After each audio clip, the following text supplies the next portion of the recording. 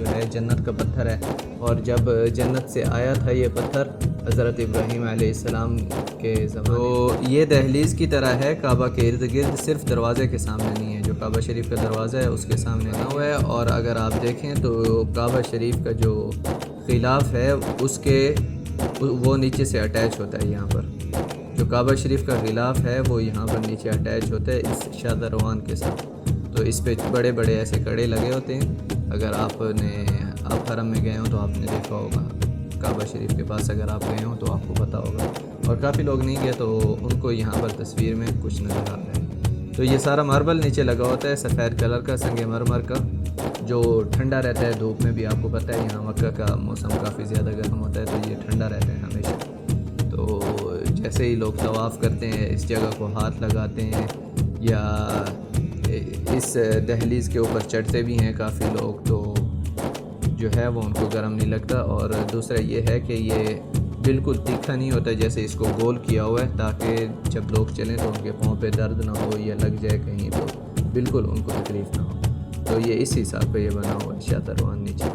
تو یہ جو شادروان ہے یہاں پر دروازے کے سامنے بھی نہیں لگا ہوا، اور دوسرا حتیم میں بھی نہیں لگا ہوا، جسے حجر اسماعیل بھی کہتے ہیں، حتیم بھی کہتے ہیں۔ تو زیادہ تر تو حجر اسماعیل کہتے ہیں کہ پہلے حتیم کہا جاتا تھا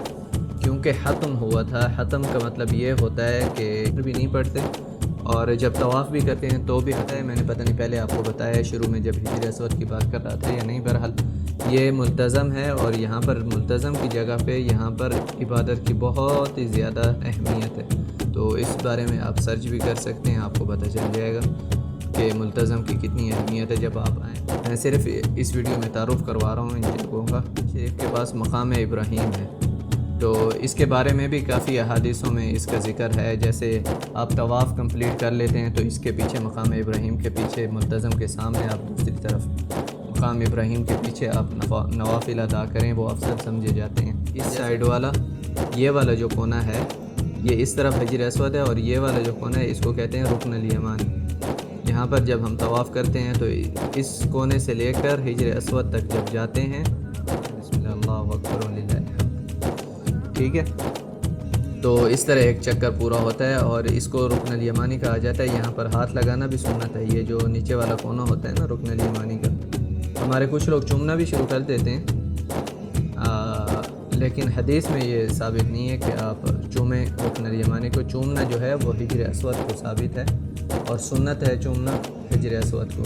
لیکن رکن الیمانی کو چومنا جو ہے وہ سنت بھی نہیں ہے، حدیث میں بھی وارد نہیں ہے۔ یہ ہے کہ اسے ہاتھ لگانا کے قریب، ابھی یہاں سے آپ کو پتہ چلے گا، یہ والا جو کونا ہے اسے یہ رکن العراقی کہا جاتا ہے، کیونکہ یہ عراق کی طرف پڑتی ہے، یعنی کہ عراق اس طرف ہے،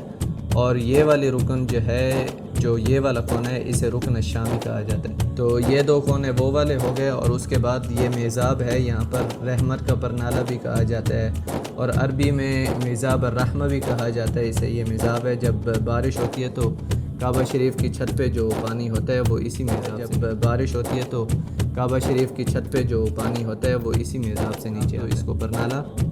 میزاب کا مطلب ہے برنالہ، اور طرف جو ہے خلاف ہے، ریشم سے بنا ہوتا ہے یہ والا۔ تو اس مہینے میں بھی کعبہ شریف کا دروازہ کھلے گا، لیکن ہم لوگ کے صحن میں ہی بیر زمزم ہے، یعنی کہ جو زمزم کا کنواں ڈیزائن دیکھتے ہیں صحن کا،